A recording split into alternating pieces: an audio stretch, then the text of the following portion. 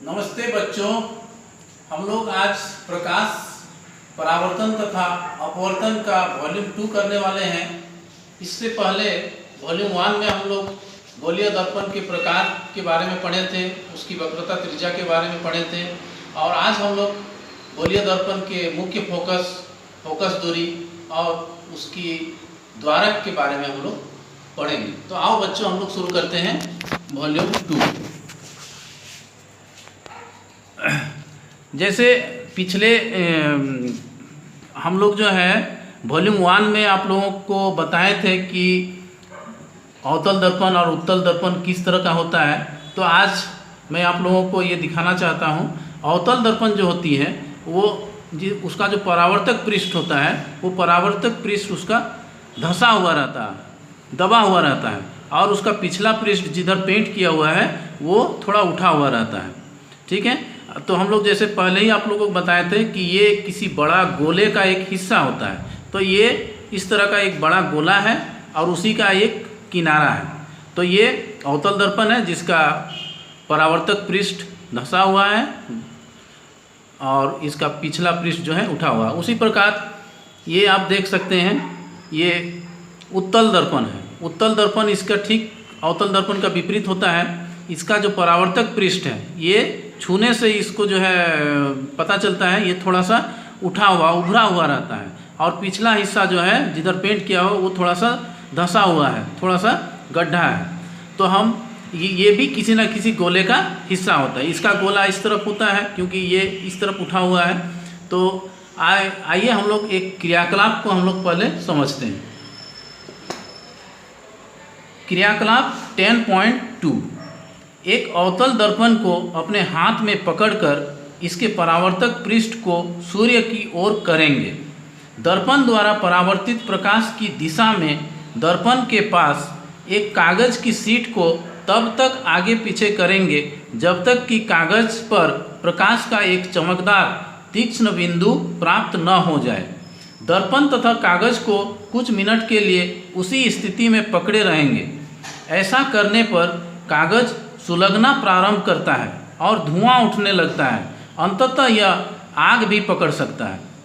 इसका कारण यह है कि सूर्य से आने वाला प्रकाश दर्पण के द्वारा एक तीक्ष्ण चमकदार बिंदु के रूप में अभिकेंद्रित होता है।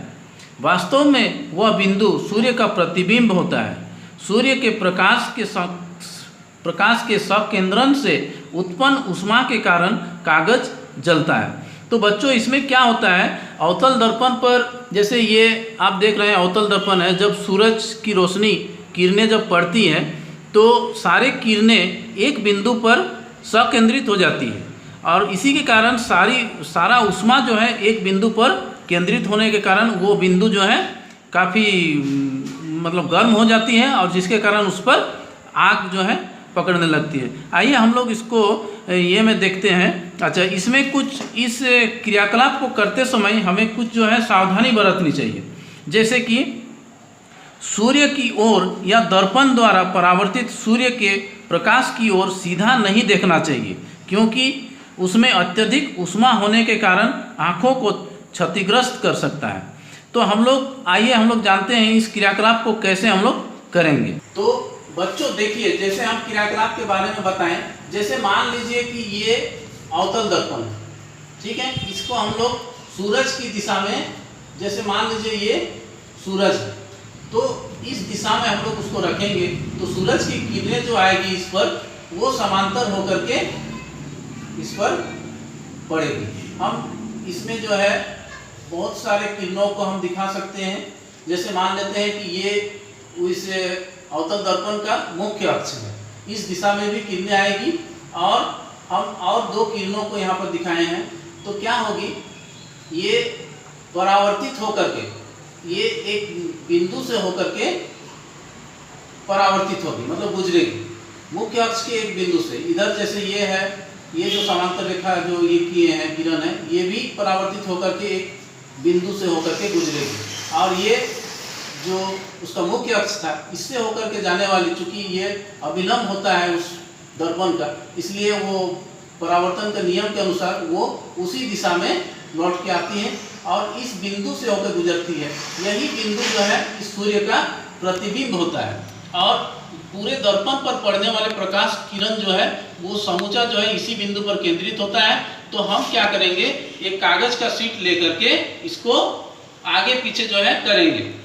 सूर्य यहाँ है, ये दर्पण है, दर्पण को फिक्स रखेंगे और कागज को हम लोग आगे पीछे करेंगे। जैसे ही हम कागज को इस बिंदु तक पहुँचाएंगे, उस बिंदु में जो है मतलब वो बिंदु जो है कागज पर चमकीला एक बिंदु के रूप में दिखाई देगा और अगर हम 2-3 मिनट तक उसको उस पोजीशन में उसी स्थिति में रखेंगे तो वो जगह गर्म होकर के कागज जलने लगेगी। हाँ, तो इसके बाद है अवतल दर्पण का मुख्य फोकस। अवतल दर्पण पर मुख्य अक्ष के समांतर आपतित होने वाली किरणें परावर्तित होकर दर्पण के मुख्य अक्ष के एक बिंदु पर प्रतिच्छेद करती है। यह बिंदु दर्पण का मुख्य फोकस कहलाता है। मुख्य फोकस को अक्षर कैपिटल F द्वारा निरूपित किया जाता है। यह वास्तविक होता है क्योंकि इसे पर्दे या कागज पर प्राप्त किया जा सकता है। जैसे कि आप देख सकते हैं इस चित्र में, ये अवतल दर्पण है और ये कोई वस्तु है जो अनंत दूरी पर है। इससे हम जानते हैं कि अनंत से आने वाली प्रकाश किरणें लगभग समांतर होती है।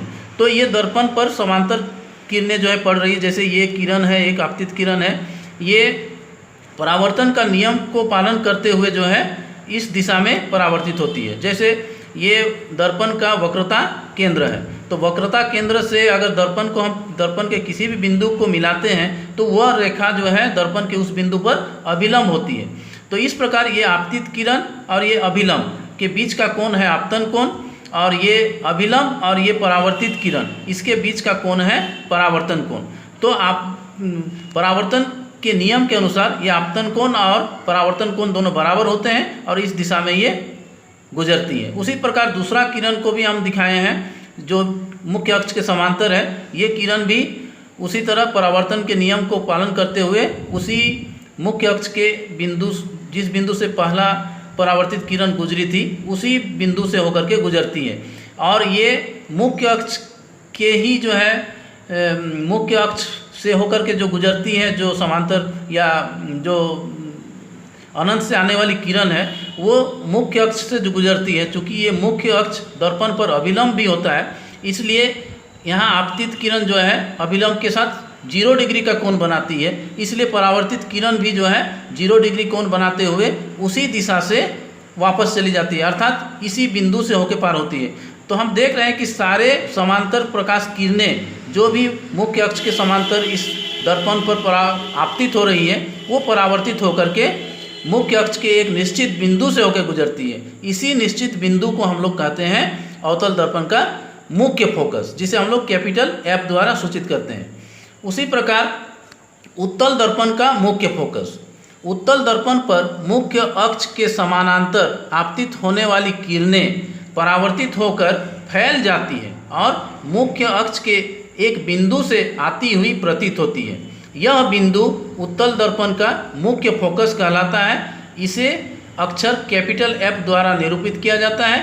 यह काल्पनिक होता है क्योंकि इसे किसी पर्दे या कागज पर प्राप्त नहीं किया जा सकता है। जैसे कि आप इस चित्र में देख सकते हैं, ये एक उत्तल दर्पण है, इसका मुख्य अक्ष ये है और एक वस्तु AB जो अनंत दूरी पर है।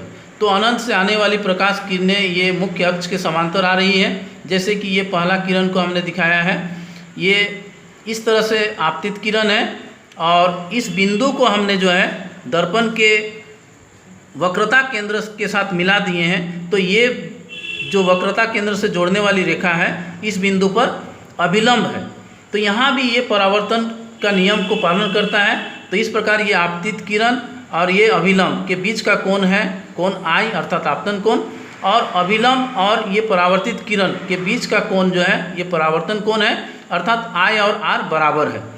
तो यहाँ पे हम लोग देखते हैं दूसरे किरण के बारे में। ये भी एक समांतर किरण है जो कि मुख्य अक्ष के समांतर आ रही है। ये भी परावर्तन के नियम को पालन करते हुए इस दिशा में जाती है, अर्थात ये सारे जो आपतित किरणें हैं वो फैलती हुई परावर्तित होती है। अर्थात इसे अगर हम लोग पीछे की ओर अगर हम लोग मिला दें, अगर बढ़ा दें उस रेखा को, परावर्तित किरणों को पीछे की ओर डॉटेड लाइन से, टूटी हुई रेखाओं से अगर जोड़ मिला दें तो वो मुख्य अक्ष के एक निश्चित बिंदु पर मिलती है। अर्थात इधर से हम जब देखते हैं तो हमें लगता है कि वो एक निश्चित बिंदु से आ रही है जो कि मुख्य अक्ष पर स्थित होता है। इसी मुख्य अक्ष पर जो बिंदु है जहाँ पर सारे परावर्तित किरणें को बढ़ाने पर जो प्रतिच्छेद करती हैं, उसी बिंदु को उत्तल दर्पण का मुख्य फोकस कहते हैं। इसे भी हम कैपिटल F से सूचित करते हैं। इसे हम लोग एक चित्र के द्वारा बोर्ड में हम लोग समझ सकते हैं। तो आइए हम लोग बोर्ड में समझते हैं। हाँ, तो बच्चों देखिए, ये अवतल दर्पण का मुख्य फोकस को हम लोग किस तरह से निर्धारित कर सकते हैं। ये एक वस्तु AB है जो कि दर्पण से अनंत दूरी पर है, और किस तरह से हम लोग इस अवतल दर्पण का मुख्य फोकस को निर्धारित करेंगे। ये अवतल दर्पण MN है जिसका ध्रुव P है, और ये C जो है उसका वक्रता केंद्र है, और ये CP जो है उसका मुख्य अक्ष है। तो हम जानते हैं कि दर्पण अनंत से आने वाली प्रकाश किरणें समांतर होती है। तो इस तरह से हम लोग इसमें 2 या 3 किरणों को हम लोग लेंगे जो कि समांतर होगी। जैसे कि हम ये एक ले रहे हैं, ये मुख्य अक्ष के समांतर हम लोग एक आपतित किरण दिखा रहे हैं। ये परावर्तित होकर के, ये अपवर्तन का नियम को पालन करते हुए ये इस तरह से परावर्तित होगी, ठीक है। और हम दूसरा और किरण हम लोग लेते हैं। जैसे एक किरण अगर मुख्य अक्ष के ही अगर अनुदिश एक किरण हो तो ये इस तरह से दर्पण पर जो मुख्य अक्ष है उसी के अनुदिश जा रही है, इसलिए यहाँ ये मुख्य अक्ष चूँकि दर्पण पर अभिलंब होता है तो इसलिए ये आपतित किरण जो है 0 डिग्री का कोण बनाएगी, इसलिए वो परावर्तित किरण भी उसी दिशा से वापस होगी, अर्थात परावर्तन कोण भी समान होंगे। तो इसलिए ये किरण इसी दिशा से लौट के आएगी। तो हम इतना करके भी हम लोग जो है उसका फोकस को हम लोग कर सकते हैं। लेकिन एक और हम लोग किरण लेते हैं समांतर इस तरह से। ये भी जैसे ये किरण लिए हैं, ये किरण जिस जगह पर आपतित हो रही है ये भी परावर्तन का नियम को पालन करते हुए ये इस तरह से परावर्तित होगी, गुजरेगी। अर्थात हम देख रहे हैं कि जितने भी समांतर किरण पुंज हैं ये आपतित होने के बाद वो एक निश्चित बिंदु अर्थात दर्पण के जो मुख्य अक्ष है उस पर एक निश्चित बिंदु से होकर के गुजरती है।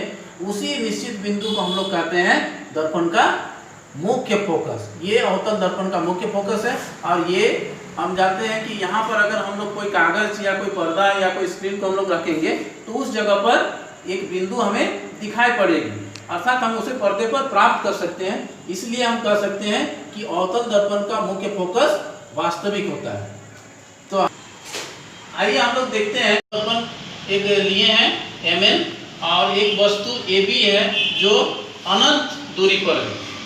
तो अनंत दूरी से आने वाली प्रकाश किरणें हम जानते हैं कि वो समांतर होकर के आती हैं। तो समांतर आती हैं तो हम उन समांतर किरणों में से 2-3 किरणों को हम लोग यहाँ लेंगे। जैसे कि ये किरण एक हम लोग ले रहे हैं,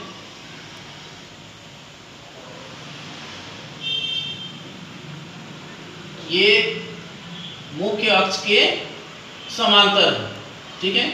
यहाँ क्या होती है, ये चूंकि इस उत्तल दर्पण का ये परावर्तक पृष्ठ है, ठीक है। तो यहाँ भी ये आपतित होने के बाद परावर्तन के नियम को पालन करते हुए ही ये जो है परावर्तित होती है। तो हम लोग यहाँ पर इसको दिखा सकते हैं। जैसे ये वक्रता केंद्र है, इसको अगर हम लोग डॉट लाइन से मिला दें तो ये दर्पण के इस बिंदु पर ये अभिलंब हो जाएगी। ये दर्पण के इस बिंदु पर अभिलंब होगी। तो ये कोण जो होगा अभिलंब और ये आपतित किरण, इसके बीच का कोण को हम लोग I लिखते हैं, अर्थात आपतन कोण। तो परावर्तन के नियम के अनुसार आपतन कोण और परावर्तन कोण बराबर होते हैं। तो ये क्या होती है, ये इस तरह से बराबर कोण बनाता हुआ इस दिशा में परावर्तित हो जाती है।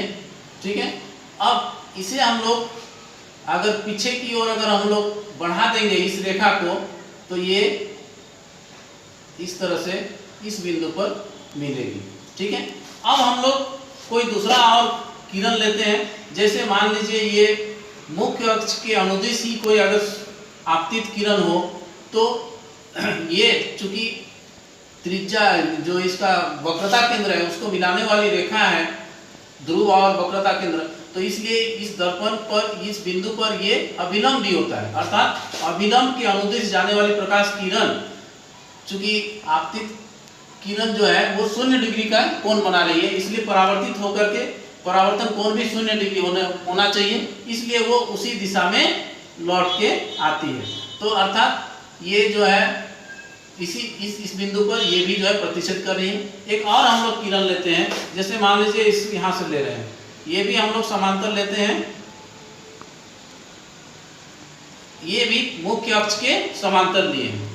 समांतर होने के कारण ये भी परावर्तन के नियम को पालन करते हुए ये भी कुछ इस तरह से जो है, मतलब जैसे कि यहाँ भी अगर हम लोग इसको जोड़ दें, इसके वक्रता केंद्र के साथ इसको अगर जोड़ दें, तो ये अभिलंब होगी और ये कोण जो होगा ये आई होगा, अर्थात आपतन कोण होगा। और परावर्तन के नियम के अनुसार ये जो परावर्तित किरण होगी यहाँ से आने के बाद ये भी जो परावर्तित होगी वो समान कोण बनाता हुआ इस दिशा में परावर्तित होगी। इस किरण को भी अगर हम लोग पीछे की ओर मोड़ दें, पीछे की ओर अगर बढ़ा दें, तो ये उसी बिंदु पर मिलती है। तो इस बिंदु को सारे जितने भी हम और भी अगर समांतर किरण पुंज लेंगे, तो सारे किरण पुंज जो है वो इस तरह फैलती हुई वापस होगी। अर्थात इधर से अगर कोई देखेगा तो उसको लगेगा कि ये सारे जो परावर्तित किरणें हैं वो दर्पण के मुख्य अक्ष के इस बिंदु से होती हुई मतलब प्रतीत होगी, ऐसा लगेगा जैसे कि इस बिंदु से ही वो आ रही है। तो इसी बिंदु को हम लोग कहेंगे उत्तल दर्पण का मुख्य फोकस। ये जो फोकस है, ये उत्तल दर्पण के लिए ये फोकस काल्पनिक होता है, क्योंकि हम जानते हैं कि प्रकाश जो है इस दिशा में तो नहीं आ रही है और इसको इस बिंदु से आता हुआ प्रतीत होता है। अर्थात हम इस जगह पर अगर किसी पर्दा या कागज को अगर रख दें तो यहाँ पर हमें कुछ नहीं दिखाई पड़ेगी, और इसलिए हम कह सकते हैं कि उत्तल दर्पण का जो फोकस होता है वो काल्पनिक होता है। तो बच्चों, आज हम लोग इतना ही करते हैं। अगले वॉल्यूम में हम लोग फोकस दूरी के बारे में पढ़ेंगे और दर्पण के द्वारक के बारे में पढ़ेंगे, और अगले जो है इसके आगे हम लोग करेंगे। धन्यवाद।